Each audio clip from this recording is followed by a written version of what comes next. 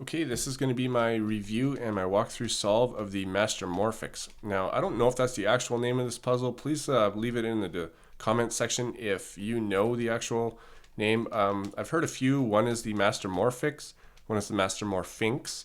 Then a couple other ones are the Power MasterMorphix and the Master Power Morphings or something like that. Anyways, I'm not sure, but what I do know is that I really like this puzzle. It's very, very fun. I didn't think it was going to be as challenging as it was. I figured that I kind of maybe had it figured out before I got it, and then when I got it, I didn't. I actually had to go and watch some tutorials on it. Specifically, there's a YouTube channel named SuperAntonioVivaldi, and I'm pretty sure maybe the guy's name is Antonio Vivaldi. And he has a channel that is dedicated to tutorials on cubes that nobody really does tutorials on. This being one of them. There are a few out there, but nothing compares to his tutorials in my opinion.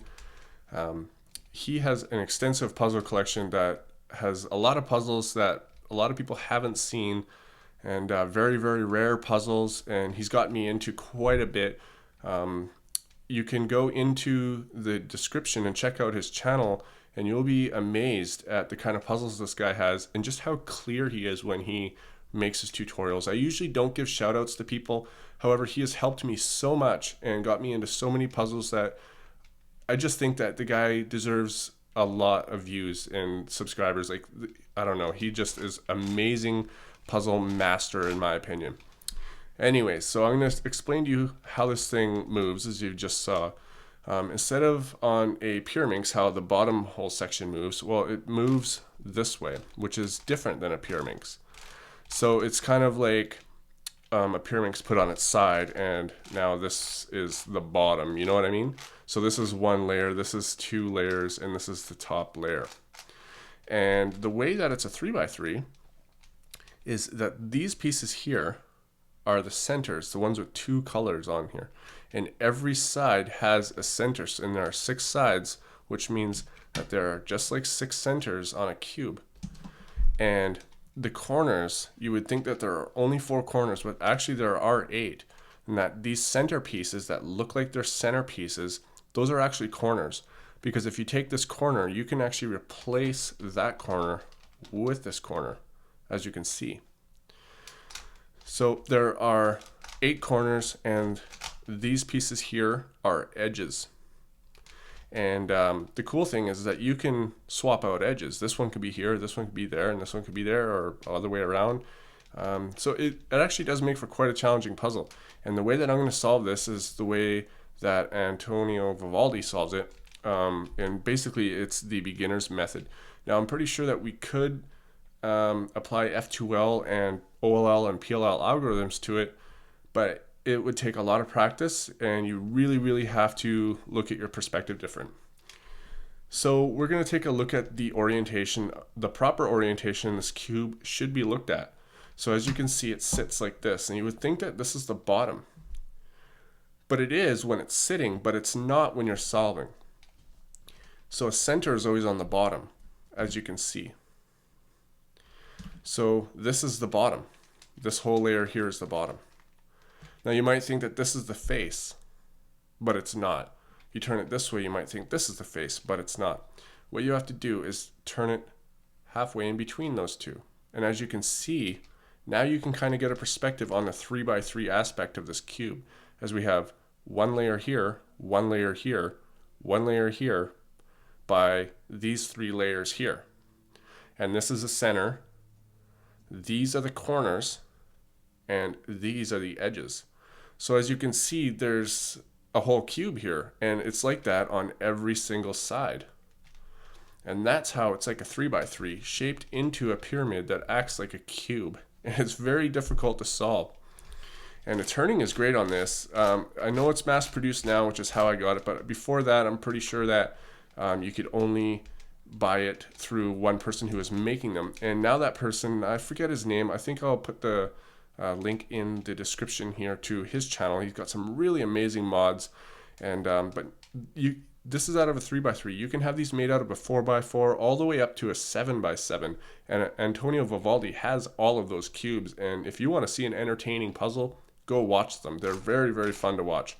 And I plan on getting the 4x4 version of this very, very soon. And I'm also getting another cube for Christmas that's pretty amazing. You guys will see around that time period. So I'm going to give this thing a scramble. So we're going to turn these faces just like this. Not a pyraminx. This is how you turn the puzzle. You just turn it like this. But because this acts like a 3x3, and on a 3x3 you don't just turn these. Whoa, look at that. I popped a popless Zanchi. Anyways, so you can turn it like this, and you can turn it 90 degrees, as you can see. So on this one, you must be able to do the same thing. So let's get our perspective back, which is like this, and let's turn it, and then turn it 90 degrees. And as you can see, it shapeshifts, which is awesome. I wasn't really too much into shapeshifting puzzles, and then I got this. Like, I do like my 3x3x5 that I made, basically because I made it, but it got me into shapeshifting puzzles. And when I found out this thing shapeshifted, I was like, oh my god, like I have to have this puzzle. And I got it, and I found out how hard it was. I was gonna just put it on the shelf and never solve it, but then I realized, you know what, I want the 4, the 5, the 6, and the 7th layers ones as well, because this is just a challenging puzzle. This is fun, but it gets old. You know, there's still a lot I have to learn if I want to be a speed cuber with the 3x3, but this is a challenging puzzle. This makes me smarter at puzzles. You know, it's this, I'm smart already. You know, this will get me smarter. It's challenging. It's good to challenge yourself. I highly recommend you guys get this. It's like $8, and it's super fun. All right, let's get to the walkthrough solve. Now, I'm not going to explain like a tutorial how I'm doing this. I'm just going to show you what I'm doing as I'm doing it, so you kind of get a sense on how to skew your perspective in order to solve this puzzle, so you have somewhat of an idea when you go to do it. If you want a tutorial, go to SuperAntonioVivaldi's page and look up his PowerMorphix puzzles, and you will find it. It's a very, very good tutorial. All right, so the first thing that you do is get all of these. You find one color, in my case I've got green, on the centers, and you point them all towards each other. There are 3 of them. Now I go to the blue one, and you point all the blues toward each other. Same with the red, and as soon as you do that one, the last one will already be done. Now what I like to do is, if you look at your perspective and you've got your cross, I like to find one that's already got a piece next to it that's correct. And I don't know if we have one. Yeah, we do. Right here, red. As you can see, there's a red piece. So I want either this red piece or this one. It doesn't really matter. I'm going to search around the cube, and I think that I am going to choose... I'm going to choose this one. So I'm going to get this down, put it back up, and I'm going to put it over here. Oh, I got to really see, that's the thing. You can really, really screw up your perspective on here and lose yourself. So now I need to, see, I can't just put it here and match it up with this one because it doesn't match up with that center. So I got to get it out of the way. And then I have to move that center in place and then move that up. So now you can see that these centers are still there, and we've got these 2. So now I'm going to work on the opposite, yellow. And I've got one piece right here that I can use, so get that out of the way, move the center, and get it in there. So now I'm going to look for this center, and it looks like I'm going to have to use this piece, and I need it to go that way. Okay. Sometimes this puzzle, it'll move when you don't want it to move. As in, like, you're trying to move one piece and another layer moves. And the reason that that happens is because you lost your perspective on the puzzle and the way it is.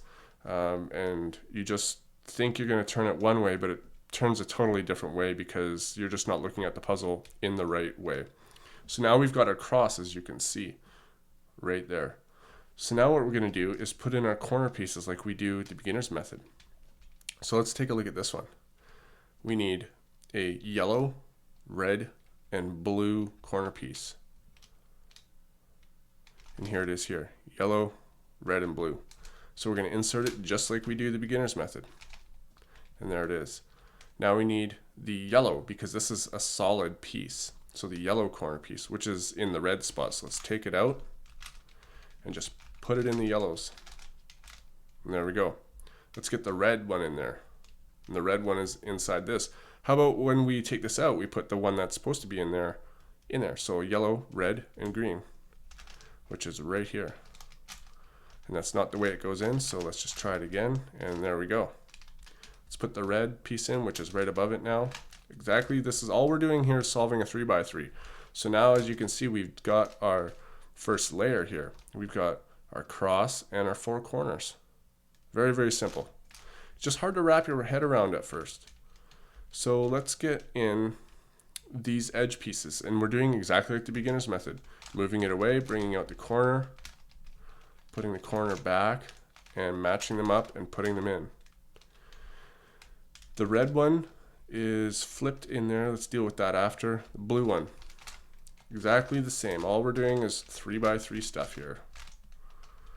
Let's do the yellow one. The yellow needs to go in there.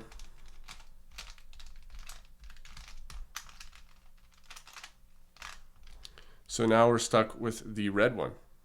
And when it's flipped upside down inside of this one like that, it's basically like this. You know, you put the edge in backwards. That's how it is. So we have to get it out, put the corner back in, and now we put it in like we usually would. And it kind of flips it over.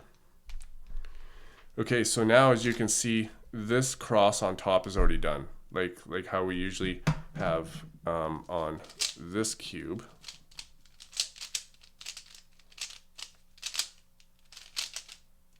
So as you can see, the cross is done on this cube, but that's basically how we're looking at this now, right? So the corner is in, and these edges and the center, well, that's basically what this is, the corner.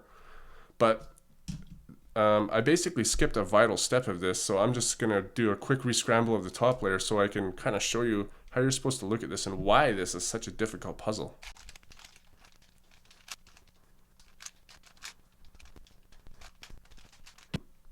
Okay, so here's sort of like a little bit of a rescramble of it. And as you can see, they're not sitting flush with this anymore. The only one that is sitting flush with it is this one. This blue matches that blue. So that's sort of like one of the cases that we have in a 3x3, and you just apply the R, U, R prime, U, R, U, U, R prime. And as you can see now, we've kind of got the line. You know, we can have the L or the line, so we apply the algorithm that we use on the line to this. And how are we here? There we go. And now as you can see, they are all sitting flush, which means that they are all orientated. We just have to permutate them now. And of course, this is the only one that is sitting flush with that. So we do our R, U, R prime, U, R, U, U, R prime.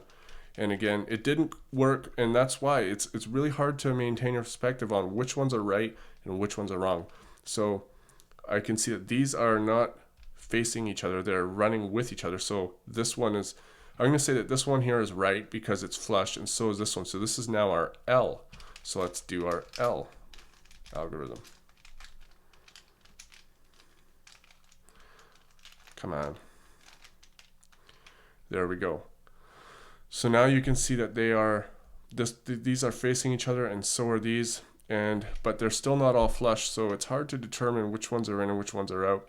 I'm just going to do the familiar algorithm, and we can take a look at, I'm going to say this one here is right. So let's go R, U, R prime, U, R, U, U, R prime. And as you can see, now they are all correct. And it just takes a lot of practice on determining which ones are right, like which ones are in and which ones are out, because you don't have up and down to tell you, because on a 3x3 you've got this, right? So I can tell that these are all right because the yellow's facing up, and you just got to make them all right. But on this cube you can't tell because there's only, there's only one color per side. So the last layer is very, very tricky. So now we have to just roll these in using the beginner's method algorithm. So now this one's in, so we're going to keep that one and roll all the other ones in. Whoop. There, and as you can see, it's solved except for this. Now you may think that this here is a parity. This is not a parity. And the reason it looks like a parity, or I've accidentally twisted a corner like you can with these puzzles,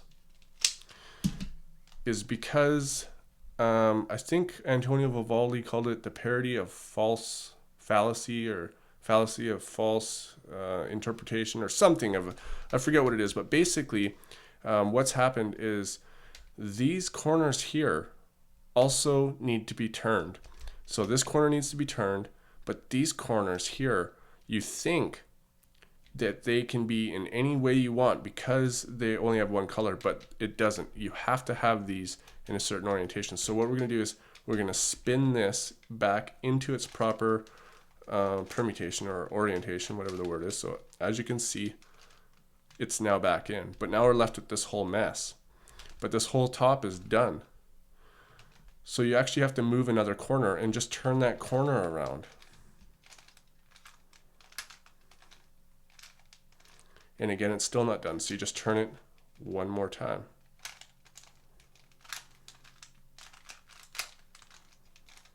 And there you go. So you turn the corners and it brings it all back to a solved puzzle. And I'm sorry if that seemed a little bit confusing. And the reason for that is because it is confusing. This is a very, very confusing puzzle.